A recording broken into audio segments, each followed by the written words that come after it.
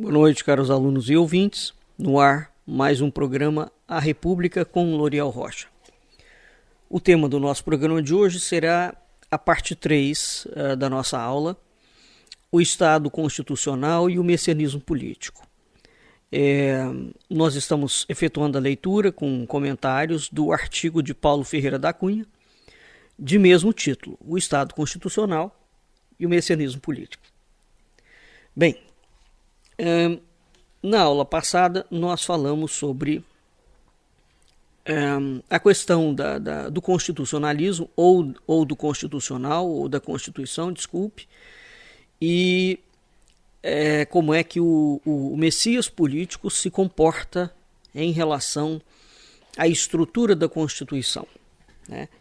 E tudo aquilo que diz respeito ao funcionamento constitucional do Estado. Porque o Estado tem que ser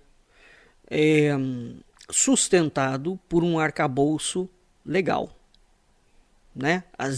Então o Estado tem leis e ele tem instituições. Essas instituições são tríplices: o Executivo, o Legislativo e o Judiciário, né? Forças Armadas não são instituição de Estado, tá bem? Isso é uma confusão corrente no Brasil. E é preciso entender que militar é um funcionário público como outro qualquer, tá certo? Bem, nós vimos então que o Messias político ele vai demolir a ideia de Estado, né? Qual é a configuração que nós temos hoje no mundo moderno? O surgimento do Estado-nação é um evento recente, né, de poucos séculos para cá. Antes a gente não tinha essa ideia de Estado-nação. Com o passar do tempo, com o aprofundamento dos movimentos liberais, revolucionários, com o aprofundamento do capitalismo, com os grandes sistemas de direita ou de esquerda no sentido de governação, o que foi havendo no mundo inteiro? Uma remodelação da ideia de Estado-nação, né? Então, o que está em pauta hoje no Ocidente? A grosso modo, você tem a destruição da ideia de um Estado-nação, né? Sob todos os aspectos, tanto por parte da direita quanto por parte da esquerda, e a construção de um governo mundial. A ideia de um governo mundial. Essa ideia de um governo mundial, ela de fato, ela está acima da direita e da esquerda, né? Esses arquitrilionários que mandam na Terra, eles investem tanto na direita quanto na esquerda, desde que os projetos aprovados dentro dos parlamentos se componham de acordo com os interesses deles, evidentemente. E o que está acontecendo do outro lado do mundo? No que diz respeito aos povos muçulmanos, porque o Islã é uma teocracia política. É preciso entender o peso disso. O Islã é uma teocracia política, portanto ele não vai demolir a ideia de Estado, tá? A China, que saiu de um comunismo feroz e transicionou para um modelo capitalista, né, de uma forma diferente e com um Estado muito forte, né? A Rússia, que transicionou de um Estado comunista e entrou no modelo capitalista, e também com o Putin. É preciso entender que a Rússia, diferentemente da China, enquanto Putin está vivo, ela talvez tenha uma configuração, depois da morte do Putin não se sabe, mas a Rússia está fazendo uma transição também para um modelo de Estado forte. Então nós temos um mundo dividido, né, em dois grandes blocos. A cultura eurocêntrica, que você pega a Europa, você pega a Inglaterra, você pega Estados Unidos. O modelo onde domina o dólar enquanto moeda, ele é um modelo que tem a intenção de destruir os Estados-nação. Então aquilo que a gente tinha anteriormente, ele já vem sendo demolido. Juntamente com isso, nós temos uma outra configuração problemática, que são os acordos de Bretton Woods, quer dizer, a economia é mantida respaldada sobre o dólar, né? Então, essa polarização, esse mundo multipolar que está surgindo, liderado pelos BRICS, onde o Brasil é um dos fundadores, é um modelo muito interessante, é um modelo bom. Ele tem problemas, tá? Mas ele é um modelo interessante. Entre outras coisas, porque ele não fala da demolição do Estado, né? Porque isso é um problema hoje. Tá claro? Bom, por outro lado, a gente tem uma leva de extrema-direita surgindo no mundo inteiro. É muito curioso isso. Enquanto a gente, em termos de estrutura geopolítica, a gente tem todos os problemas do mundo, né, que diariamente os noticiários sérios dão conta dele, nós temos uma economia transicionando. Essa ideia de uma transição para uma economia verde, e que é preciso entender o que é uma economia verde, ou seja, o que é uma agenda ESG, né? Ela, de fato, ela não tem retorno. E energias renováveis, fontes limpas, carbono, recuperação de florestas, de água, isso não é somente uma pauta ecológica hoje, né? É, de fato, uma demanda imperativa e no mundo inteiro. Então, esse processo surgiu e ele não vai retroagir. Enquanto a gente tem, portanto, um mundo em transição, nós temos coisas dessas culturas que estão em decadência, em declínio, e outras coisas interessantes que estão surgindo. Quer dizer, é um cenário extremamente complexo, tá certo? No meio desse cenário extremamente complexo, nós temos um fenômeno novo, um fenômeno que tem sido apresentado como novo, mas historicamente nós vimos que ele não é novo, que é o fenômeno do messianismo político puxado pela extrema-direita, né? E esse messianismo político puxado pela extrema-direita, todo ele vem falando na demolição do Estado, né? Onde esses indivíduos apresentam-se como monarcas modernos. Eles estão acima da lei. Os reis antigamente não estavam acima da lei nem da igreja. O problema do messianismo político é que ele não obedece nem à lei nem à igreja. Nada. Aquela elite, quando ela assume, ela é o poder final. Ela decide tudo. Ela arbitra sobre tudo. Ela tem juízo e emissão de juízo e julgamento em cima do juízo que é próprio, que é particular. Então, ou você faz parte daquele quadro de elite, ou você está excluído. Bem, como é que era a abordagem clássica do Estado? Né? Vamos voltar aqui ao artigo do Paulo Ferreira da Cunha. Ele diz o seguinte: quanto aos chefes, a clássica abordagem é, como é sabido, a que podemos colher em Max Weber. Essa obra de Max Weber, que ele se refere à Economia e Sociedade. E que sempre dá frutos. Mas há que ver o contexto antes de mais. A sociedade portuguesa, repito, o artigo é escrito por um português e ele se refere, evidentemente, à realidade em Portugal. Mas a gente está fazendo uma analogia e um paralelo, né? Porque esses problemas são universais, de certa forma. A sociedade portuguesa, que não soube superar o atraso em que se foi perdendo na corrida desenfreada da modernidade, hoje em profunda crise de abatimento nacional e perigo para o regime democrático, em desesperança com a classe política, indignada com as mordomias de uns, a par de austeridades pesadas de outros, e constantes faltas às promessas, só iludidamente vibrando com o futebol e pouco mais, dá claramente sinais perigosos de não acreditar em legitimidades tradicionais ou patriarcais, que não reconhece nem sequer vislumbra, descrê cada vez mais perigosamente das legitimidades modernas eleitorais, como avança a tese de doutoramento em ciência política de Mário Nunes Neves. Essa tese se chama o seguinte: Fundamentos e determinantes da implantação e evolução do sistema político da Terceira República Portuguesa. Isso é da Universidade Lusófona do Porto em 2011. Né? Bem, veja que isso aqui que o Ferreira da Cunha descreve, é claramente a realidade do mundo. né, do mundo ocidental. Você tem a classe política tornou-se tão corrupta no mundo inteiro, né, e a própria postura dos políticos ela é tão imoral e antiética que, evidentemente, a população enxerga isso, né? E como essa gente não é exemplo de nada, não é exemplo de gestão pública, não é exemplo de probidade, não é exemplo de dignidade, não é exemplo de seriedade, eles só estão ali para roubar, para desviar dinheiro, para enriquecer, né? Por outro lado, eles são lobistas de gente muito poderosa.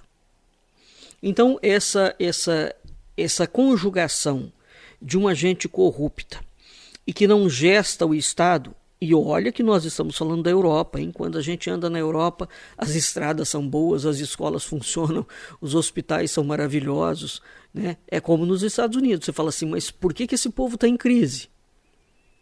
Percebe? No caso da Europa, quem manda na Europa é Bruxelas, né? São os bancos centrais europeus, são aqueles grandes trilionários do mundo que estão mandando no mundo de fato há 300 anos, desde que a monarquia foi abatida, né? Então essa gente tem dominado o mundo. Ora, mesmo com teoricamente um sistema social funcionando, nós temos estes grandes perigos na Europa. Portugal vem falando seriamente em sair da Comunidade Europeia, a Espanha vem falando em sair, não é? A Itália já deu alguns sinais. Isso são coisas muito perigosas. Eu particularmente penso que o governo da nova ordem mundial, embora ele seja um projeto, o próprio gigantismo dele impede a concretização do projeto em si, porque ele é literalmente gigante, ambicioso e sobretudo alucinado. Sobretudo alucinado, né? Então ele vai dar água, porque os interesses regionais são muito díspares. Você não tem como planificar o mundo inteiro, né, através de uma única necessidade. E o problema dessa planificação é que para atender os interesses das grandes empresas, você tem que realmente massacrar a população mais pobre, no caso os pequenos produtores, os médios produtores, para atender meia dúzia de grande produtor. Isso é uma conta que não bate, porque a maior parte da população do mundo é classe média ou é pobre, não é rico. Há pouquíssimos bilionários no mundo e essa gente não põe a mão na massa. Esse é um fato, tá? Não são eles que trabalham. Então eles não constituem, vamos entender o que eu estou chamando de trabalho, eles não pegam no pesado, eles ficam em círculos de relações, isso é outra coisa, né? Mas o cara que vai ali desenvolver o software, o sujeito que vai limpar a cozinha, o cara que vai dirigir o caminhão, o indivíduo que está dando aula, isso não é gente rica, né? Esse é o ponto. Então o projeto que só vislumbra, mesmo que você dê alguns pequenos rebuçados para essa parte da população, para ela não se revoltar, com o passar do tempo, aquilo vai gerando um problema. Porque a ganância humana não tem limite, né? Então aquilo que os antigos falavam, de que o seu pai tem que ter compostura e tem que ser exemplo, o professor tem que ser exemplo, o presidente de estado tem que ser exemplo, o governador, todo indivíduo em cargo de chefia, ele tem que ser exemplo e dar exemplo. Quando isso não acontece, é uma questão de tempo. Aquela instituição que é dirigida, ou aquela empresa, ela entra em colapso. Então é isso que esses caras estão agora lançando trabalhos acadêmicos para vislumbrar o óbvio. O óbvio, né? Voltando.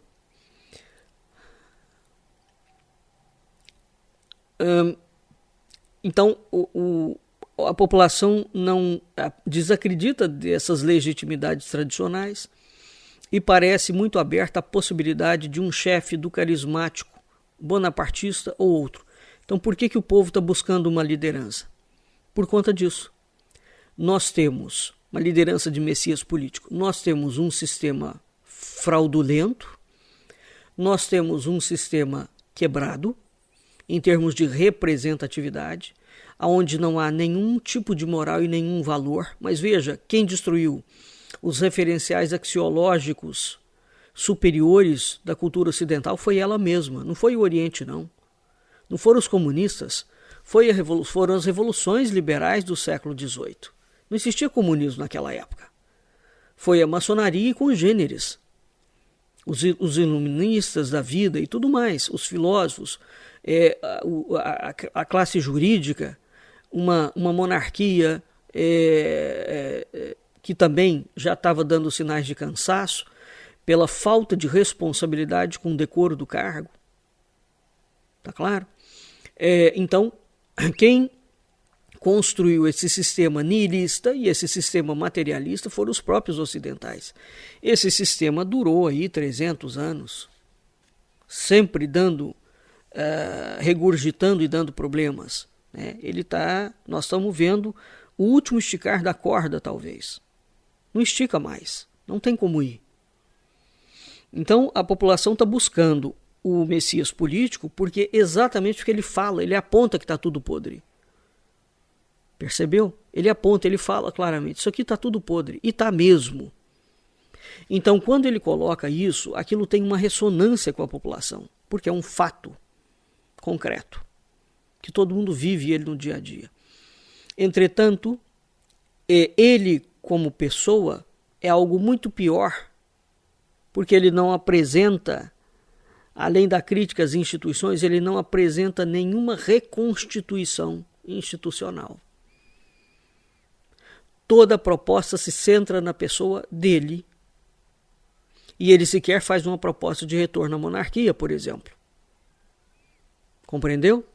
Então, nós literalmente voltamos a um período tribal, em que o chefe da tribo é que determinava o funcionamento da tribo. Isso é um outro dos grandes problemas do messianismo político. Agora, a acústica que ele tem no mundo inteiro é verdadeira em razão disso. Tá?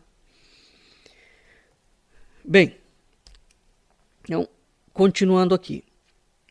A única alternativa a uma chefia deste tipo é a governação que prescinda da fórmula voluntarista e concentrada do poder, num só, ou para isso tendendo, que só se consegue em estados reduzidos, como nas cidades-estados grega ou nos cantões suíços. E daí Rousseau, que pouco acreditava na representação, cantar loas à sua pátria helvética, ou então, em estados maiores, pela criação de escola ou elite que, de forma colegial, seja capaz de bem gerir a coisa pública. Então veja o que ele está colocando aqui, é o que eu falo. Né? Qual é a alternativa ao Messias político? Vai ter que remodelar tem que remodelar o Estado, de fato? Tem que remodelar as instituições? O problema não é o Estado, tá claro? O problema é a falta de referencial superior que tomou conta do mundo. Ninguém é obrigado a ter moral, nem ética, nem decoro. Está todo mundo desobrigado disso. Resulta nisso. Então você pode mudar o que for.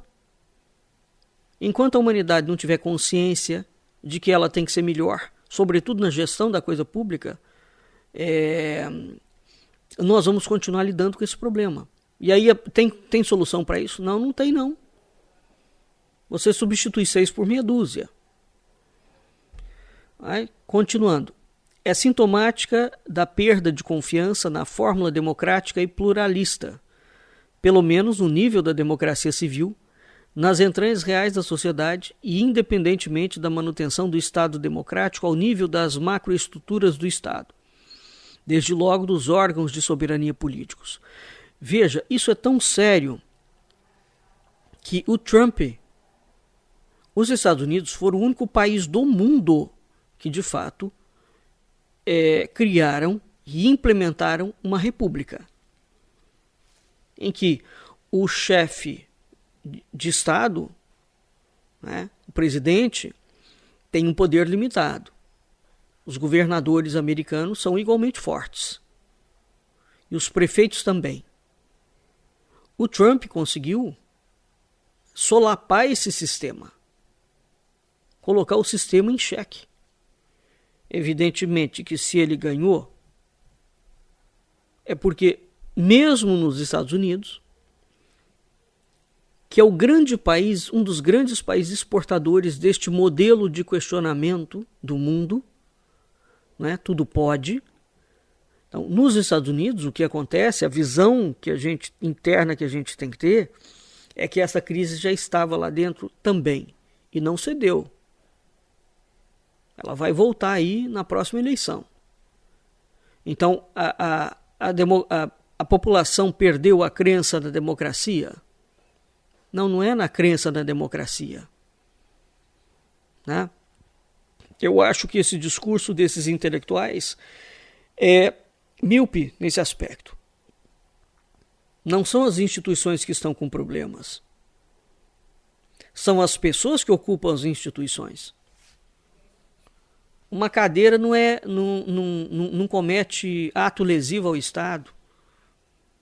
Um carro não é um problema. O Palácio da Presidência da República não é um problema. A Casa Branca não é um problema em si. São objetos. São entes imóveis, né? Não vivos. Então, a instituição é um ente não vivo. O que faz ela funcionar são as pessoas que ocupam os postos lá dentro. Então, o que tem que alterar é, de fato, a ideia da escala de valores do mundo. Né? Esse é o ponto. Né? Então, uma vez que a população não consiga, mas isso é um raciocínio extremamente elaborado, o que eu estou fazendo com vocês aqui. É óbvio que a população ela vai perceber o que está ruim e o que está bom, mas ela não vai saber qual é o problema. Então, aqui nós temos uma outra questão. Se as elites que dominam o mundo estão trabalhando para solapar as instituições, o que vai restar? É o declínio desse mundo e a substituição por uma nova elite. Mas isso é histórico, tá certo? Quando aquelas elites históricas dirigiam os seus respectivos locais e começaram a ficar alucinadas pelo poder, a própria história se encarregou de aniquilá-las. A gente está vendo um processo de aniquilação das elites mundiais pelo grau de loucura. Né? E a população percebe isso, evidentemente.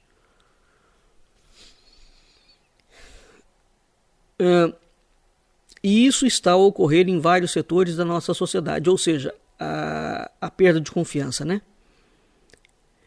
E desde alguns anos, de esta parte, com uma ideia importada das áreas da gestão, mas obviamente não sem conteúdo ideológico, a de que o coletivo é incapaz de governar, e só o chefe forte e tendendo para o poder ilimitado é capaz de pôr as coisas a funcionar e de assim as manter. É preciso entender que esse discurso aqui de um chefe forte, veja, esse chefe forte ele surge quando as instituições não existem mais. É o caso do Messias político. Ele põe as instituições em xeque. Aí, por outro lado, ele pede um aval da população para ele se manter no poder sem precisar de voto. Isso é uma ditadura ou é um rei?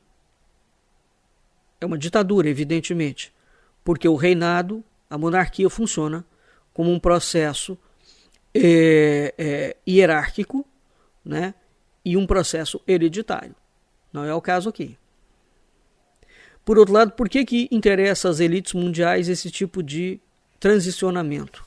Ou seja, você colocar um Messias político e ele fazer transicionar o sistema. Porque uma vez que você transicione o sistema para um modelo totalitário, absoluto, que não é nem monarquia, nem precisa de voto, essa gente acha que basta matar o Messias político que eles colocaram no lugar e que um outro deles assume o poder. O projeto é louco sobre todos os aspectos. Pode ser que funcione temporariamente, mas não vai funcionar. Né? Isso pode funcionar em termos de escala pequena. Veja toda a história da Europa ao longo do tempo. Era uma guerra fratricida. Independentemente da monarquia ser um sistema bem estabelecido, de um momento em diante, hereditariamente falando, o que esses caras querem é algo que não é nem monarquia. O que eles estão querendo é um modelo que nunca foi pensado no mundo, na história do mundo. Eu, pelo menos, não conheço. O que eu estou chamando de história do mundo? Se a gente pegar a história do Ocidente desde a Grécia Antiga, vamos recuar um período de 6.000 anos atrás. Não há nada equivalente ao que essa gente está tentando propor. Né? Porque eles não obedecem a Deus, eles não obedecem ao diabo, eles obedecem a eles mesmos. Não existe um funcionamento dessa forma.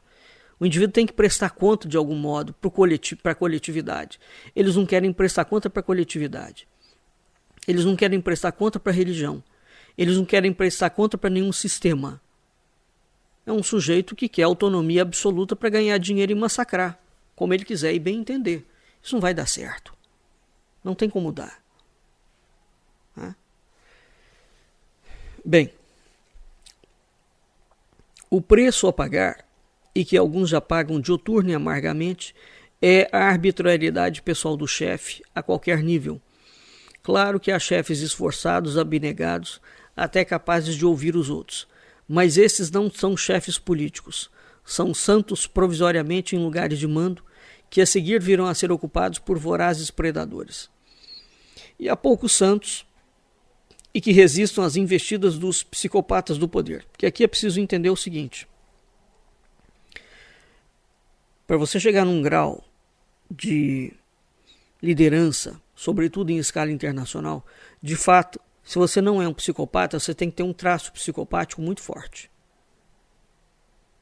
Porque ele é um caçador voraz. Tá? Você pode ganhar dinheiro até um determinado ponto. De um ponto em diante, não mais. Que é quando o dinheiro vai se misturar ao poder. É impossível. Você tem que desenvolver um outro tipo de traço, você tem que ter uma outra personalidade. E nem todo mundo tem. Então, realmente, as grandes lideranças do mundo têm um perfil psicopático. Isso aqui não é uma frase solta. Tá? Aliás, por exemplo, em Mentes Perigosas, a psiquiatra Ana Beatriz Barbosa Silva, eu já falei há muitos anos atrás, sobre essa psiquiatra e os trabalhos dela. Já explicou como a chefia política é um dos mais apetecíveis lugares de ação de doentes mentais sem escrúpulos, sem remorsos e sem cura. E traça-nos um panorama que poderá ser assustador. Abre aspas. A grande maioria dos psicopatas utiliza suas atividades profissionais para conquistar poder e controle sobre as pessoas. Muitos se camuflam em pessoas responsáveis através de suas profissões.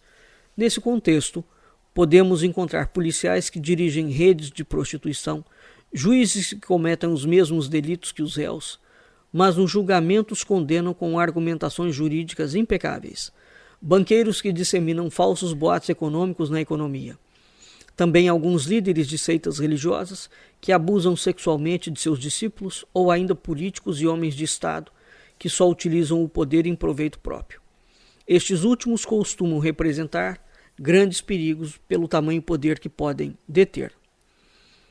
A questão da psicopatia aqui é preciso entender o seguinte: o psicopata não é um doente mental. O psicopata ele é desprovido de emoção. Ele é mentalmente são. Tá? O Bolsonaro é um psicopata. Muitos dos generais que tiveram no governo com ele são psicopatas. Essa gente é destituída de emoção. Tá? Tem muita gente de esquerda que é psicopata. Bom, e é isso que explica essa loucura do mundo, né? E esses grandes horrores que são feitos em prol de dinheiro. Quer dizer, você mata uma população inteira e não está nem aí. Porque quer aprovar um medicamento, por exemplo. Você invade um estado, um país, e mata meio mundo porque você quer o petróleo daquele lugar. Mas o petróleo não é seu. E vai por aí afora. Então, os tempos atuais estão produzindo um tipo de tiranetes. São os tiranetes da extrema-direita. Né?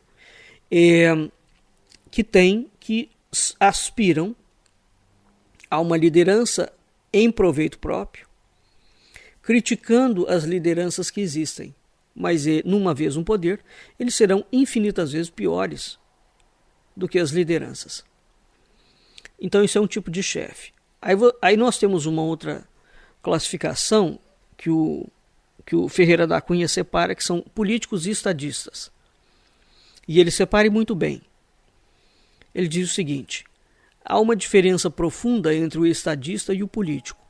Mesmo um político honesto, cumpridor e até talentoso, é a chispa do gênio que aquele distingue. Tá?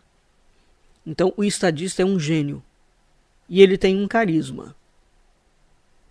Da mesma forma que é nocivo a um vero criador ter modelos estéticos, a um estadista é péssimo ter modelos políticos e ainda mais dogmas. Os grandes, nas artes como na política, que é uma outra arte, que a política é a arte do diálogo, né? Traçam o seu próprio caminho. São eles próprios modelos, não cópias. Quanto mais procuram ser bons alunos, os políticos que procuram a imitação e o seguidismo mais se afundam ou no não serem. Porque ninguém realmente consegue ser uma fotografia de outrem, nem uma simples encarnação de uma ideologia de cardápio. É daí que algumas figuras na arte da política soem a falso, porque o seu ser pessoal é abafado pela máscara que escolheram. São uma espécie de ventrílocos, ou boneco dos ventrílocos. Estadistas. O estadista é, portanto, aquele gênio que tem uma distinção. Churchill foi estadista, por exemplo. Juscelino Kubitschek foi. No Brasil, o maior que nós tivemos, sem sombra de dúvidas, foi o Getúlio Vargas. Não teve outro que se equiparou a ele. Né? O Lula tem comportamento de estadista. Tá claro? O Putin tem comportamento estadista. Né? O Salazar, e agora eu estou falando de ditadores, para vocês entenderem que o estadista, ele não necessariamente está sempre no regime democrático. Stalin era um estadista. Era um sujeito que estava acima da época. O Mao Tse Tung, o Gandhi, né? O Mandela. Então, independentemente de você estar ao espectro político à direita ou à esquerda, ditadura ou democracia, tanto faz. Né? O Kennedy. O estadista é um gênio político. É aquele que vê coisas e faz coisas que ninguém naquele momento conseguiu ver ou fazer ou implementar. Agora, isso pode ser para o bem e para o mal. Tá claro? Mas o estadista, de fato, ele tem uma genialidade que o distingue de um político comum. Né? O Messias político, ele não é um político. Ele tenderia a lançar-se como um estadista. Mas ele também está acima do estadista. Então ele tenta criar uma categoria que não é enquadrável historicamente. Tá? Bem, agora ele vai falar de uma delimitação temporal e temática.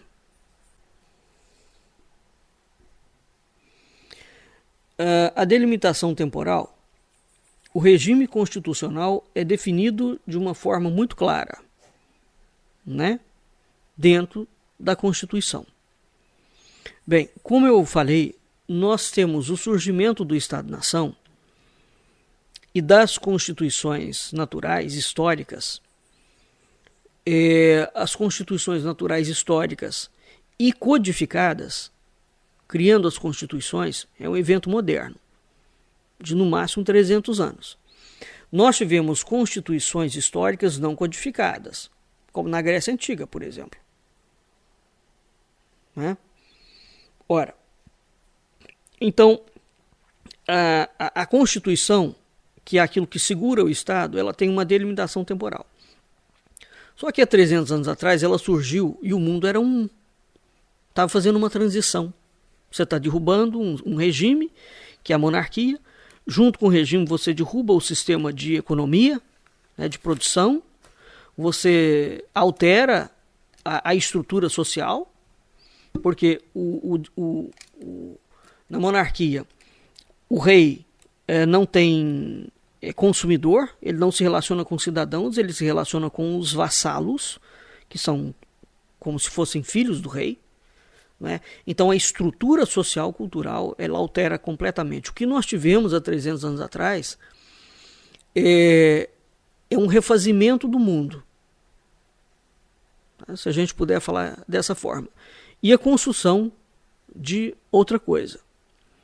Muito bem, surgiram as constituições modernas, que são textos codificados que dão respaldo às instituições. Nós tivemos a separação dos poderes, porque não existia. Né? E criou-se uma sacralidade para a própria Constituição codificada. Então nós temos uma tríade, que são os poderes, unidos através de uma Constituição. Porque o que define aqueles poderes e as organizações está na carta, no texto constitucional. O professor Jorge Boaventura chamava muito a atenção para a tragédia e o perigo daquilo que constitui o império da lei. Porque quem faz a lei? São homens, não é? Movidos por quais interesses?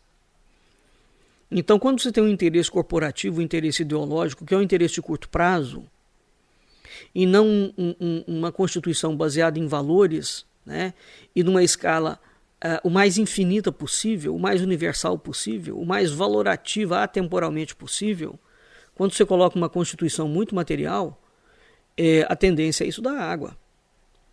Mas então veja, a gente tem, a partir do século XVIII, um mundo refeito, né? Ele ficou em transição, depois ele foi refeito. Essas instituições são sustentadas por um arcabouço legal. E você tem a separação dos poderes. Essa separação dos poderes, ela funciona articuladamente. Né? No caso de Portugal, por exemplo, a partir de 1822 nós temos um modelo de governo. A partir de 1889 nós temos um outro modelo de governo. Em Portugal, a gente tem um constitucionalismo moderno que surge em 1822. Né? E em 1926, porque a monarquia portuguesa entrou no século XX, diferentemente da brasileira. Né? Então você tem um golpe militar que põe fim à Primeira República em Portugal. E depois nós temos o período Salazar. Bem, isso tudo foi sustentado por uma Constituição. Tá claro? Então a gente pode ter uma Constituição que ela tenha um parlamento, um presidente, uma monarquia, como na Espanha, não é? As monarquias constitucionais. A Inglaterra, que é a monarquia constitucional mais longeva, né, da Europa. Ou nós temos um primeiro-ministro e um presidente da República, como é hoje Portugal. Tá claro? E muitos países da Comunidade Europeia. Ou você pode ter um presidente da República, como é o caso do Brasil. Então, a ideia de Constituição é algo que não se coaduna com um chefe carismático, constitucional. Então vamos entender o seguinte, a própria Constituição em si, ela não é carismática, ela é profundamente pragmática, né? E quando se fala por chefe, uma liderança pessoal forte, carismática, que seja ao mesmo tempo um chefe constitucional, isso não funciona.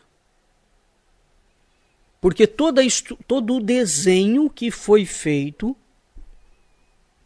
do governo das leis, das instituições, da Constituição, eles estão na contramão e é uma contradição in limine com a própria ideia de um chefe carismático e ungido. Então eles vão bater de frente. Tá? Esse é um ponto fundamental para entender essa delimitação temporal. O Messias político, quando ele surge neste contexto do Estado-nação, a figura dele e a propositura política dele prega a destruição do Estado-nação. Isso é um ponto. A delimitação temática. Cada Constituição, o Brasil teve 7, né? Tem o seu chefe constitucional. Tá claro? Bem, então a Constituição não é um evangelho. Tá claro? A Constituição, a Carta Constitucional, ela tem que atender os interesses da nação. Então você tem que ter legisladores, deveria ter um estadista, né, conduzindo aquilo ali, e deveria ter os constituintes que pensassem na nação. Foi a tentativa, por exemplo, muito bem sucedida, digo sempre, que os Founding Fathers americanos fizeram. Vamos pensar na nação, vamos pensar no povo, vamos pensar na autonomia dos estados e dos municípios, para que cada um possa se desenvolver da forma com a maior liberdade possível, mas de modo articulado. Portugal passou por vários problemas, tá claro? Então, a delimitação temática da história de Portugal foi uma, e a delimitação temática, ou seja, da Constituição Brasileira de 1824, primeira, né? Até as dos dias atuais, as histórias do Brasil e de Portugal são diametralmente distintas, né? Bem, seja como for, em todo Estado onde pode faltar o controle de constitucionalidade, a Constituição é flexível, né? Então, a Constituição é algo que, uma vez que ela seja construída, ela pode ser acrescentada, alterada. Mas existem regras constitucionais, como os americanos colocaram, que eles são pilares invioláveis, são cláusulas pétreas, digamos assim. Claro, porque a Constituição ela tem que ir acompanhando a demanda e o desenvolvimento social, né? Então você tem, evidentemente, um poder da Constituição, tá? E você tem um outro tipo de poder que será um poder derivado, né? Que é um poder da época. Então, e a Constituição ela tem que ter isso mesmo. Ela tem que ter bases. Você não, quando vai construir uma casa, você tem colunas e vigas. Você não pode tirar as colunas e as vigas de uma casa. Tá? A Constituição, então, ela teria colunas, vigas, paredes, portas e telhados. A coluna e a viga, você pode até acrescentar. Se você tira uma coluna e uma viga, é porque você vai fazer um reforço na estrutura. Mas você não pode derrubar a estrutura. Então a estrutura é coluna e viga. Uma Constituição ela tem que ter coluna e viga. E ela tem a parede, os recheios, a decoração, etc. Tal, que é aquilo que muda. Claro que a demanda de uma população 300 anos atrás e a demanda da população de hoje é completamente diferente. A Constituição ela tem que estar ajustada a isso. Tá claro? Então, a Constituição é aquilo, eu já falei disso por diversas vezes, que estrutura o país. Veja, o Brasil, desde o golpe da maçonaria da independência, o Brasil teve 7 constituições. Fazendo umas contas, a grosso modo, de 30 em 30 anos, derruba-se a estrutura do Estado. Mas não tem uma nação que aguenta uma coisa dessa.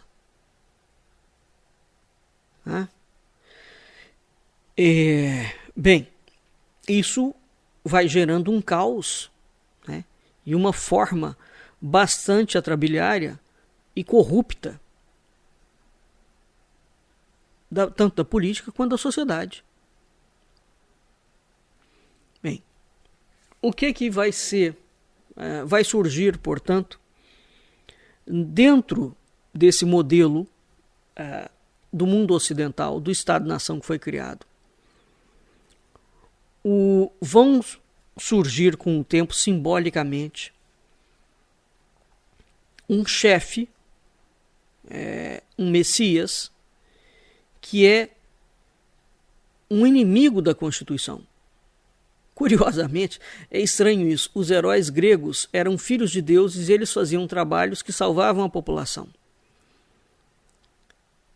Os messias políticos atuais, simbolicamente, eles são indivíduos excêntricos, caprichosos, que não têm o menor cuidado com a população. Eles são um tipo de anti-herói. Anti-herói. Eles são os combatentes de toda a ideia de chefe constitucional, de Constituição e de Estado. Ele vai exercer uma liderança típica e muito específica para derrubar a ordem. Aí você fala, qual ordem? Essa ordem também é abstrata. Ele só fala o seguinte, o mundo está ruim. Mas ele não fala o que ele veio, o que ele vai trazer. Porque o mundo está ruim. É uma frase genérica, percebe? Mas o que do mundo está ruim? Está ruim o sinal de trânsito, a quantidade de carro na rua, a violência, o desrespeito, a fome. O que está ruim? Essa gente sempre usa frases de efeito que captam os sentimentos da maior parte da população, e a captura desses sentimentos e a manobra de marketing em cima dele leva o povo a se identificar com aquele sentimento ruim. E aquele cara apresenta e fala, eu vou dar a saída para essa solução aqui. Então ele lida. O messianismo político moderno, ele é uma distopia. Ele não fala nem de um ideal. Ele fala de uma realidade distópica. Essa realidade é uma realidade revolucionária.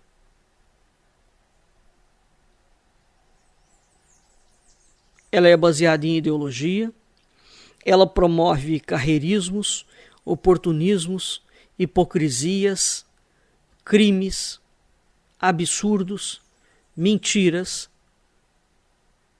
e vai por aí afora. Então, este Messias político que aparece, que vem aparecendo no mundo inteiro, lançando-se como um verdadeiro chefe, como um herói e como um salvador constitucional, ele na verdade é uma antípoda. Ele é um inimigo. Ele é a antítese de tudo aquilo. Ele não é chefe, ele não é herói e ele não respeita a estrutura do Estado. A República tem problema? Tem, meu Deus do céu, eu próprio tenho inúmeros programas de rádio em que eu falo que a República Brasileira tem que ser refundada. Ela é uma mixórdia sobre todos os aspectos.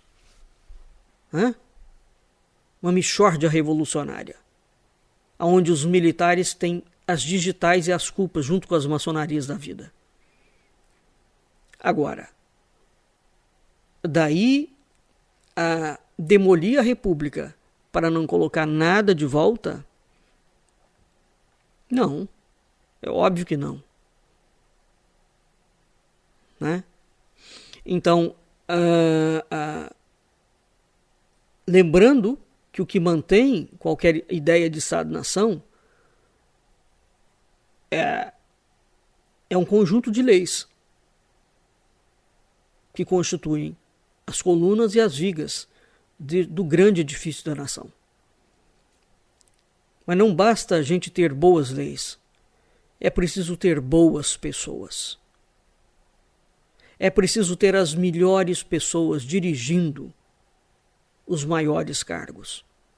E aí eu acho muito intrigante, encerrando aqui, o Augusto de Franco, por exemplo, que é um cara que tem muita penetração, ele faz questão de não entender a proposta que está na República de Platão. Quando Platão fala que quem tem que dirigir as cidades e estados são os filósofos, que são os indivíduos mais próximos da sabedoria. Aquilo ali é um ideal. Né? De fato, e é muito simples de ser entendido.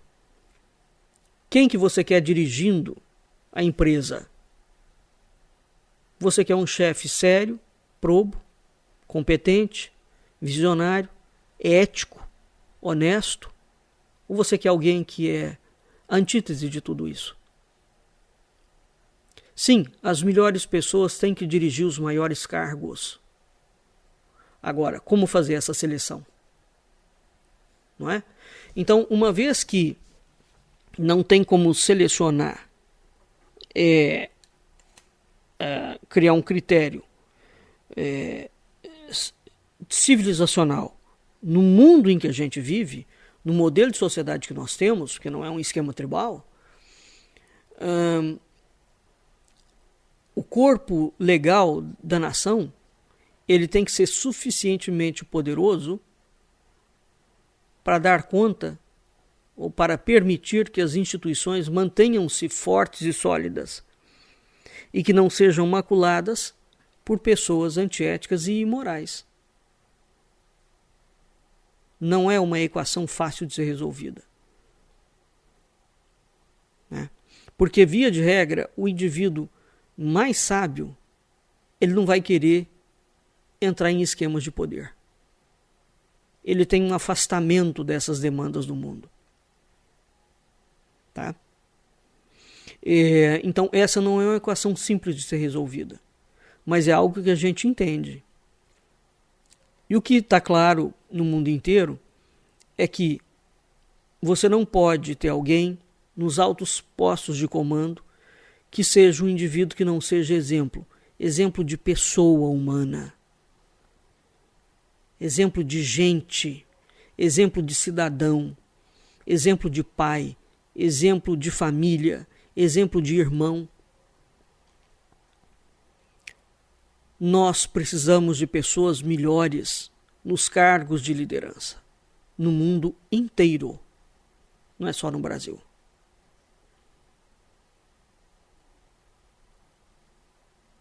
E essas pessoas melhores são pessoas com um ego mais domado.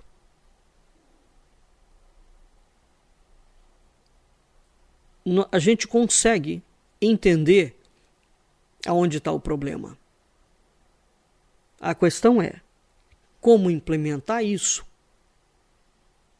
não é? Dentro das instituições. Sobretudo numa sociedade que mandou para as favas do inferno toda a ideia de valor, de ética, de moral, de transcendência, de bem. Então a desconstrução que o Ocidente fez na sua escala de valores transcendentes e sagrados, ele vai ter que agora fazer o caminho de volta. Ajoelhar no milho e pedir desculpa a si próprio, a sua própria história, porque foi o Ocidente que destruiu os seus próprios valores. Tá claro? E nenhuma sociedade se sustenta sem valores axiológicos e referenciais metafísicos. O grande problema do mundo ocidental é porque ele não tem mais referencial axiológico e valores metafísicos supremos. Ele ficou preso à matéria. E o que existe na vida é o espírito. É o espírito que vivifica a matéria, não é o inverso. Portanto, toda aposta na matéria, ela tende não só a materializar o mundo, bem como a destruir o mundo. É preciso entender que o espírito vive em nós, e nós somos espírito. Daí a grande proposta pedagógica do filósofo português do século XX, Agostinho da Silva, do surgimento de uma cultura de paz mundial, de uma sociedade, uma cultura de paz mundial, onde ele fala do advento da idade do Quinto Império ou do Espírito Santo. Isso não é uma propositura política, é uma visão de uma antemanhã que há de descer sobre a face da terra, onde os homens terão um controle de uma autoconsciência sobre si e entenderão que são espírito habitando um corpo. E este entendimento é que vai fazer com que as pessoas se tornem melhores e o mundo mais justo, mais coeso, mais feliz, mais harmônico e mais pacífico. Vamos ficando por aqui e até a nossa próxima aula.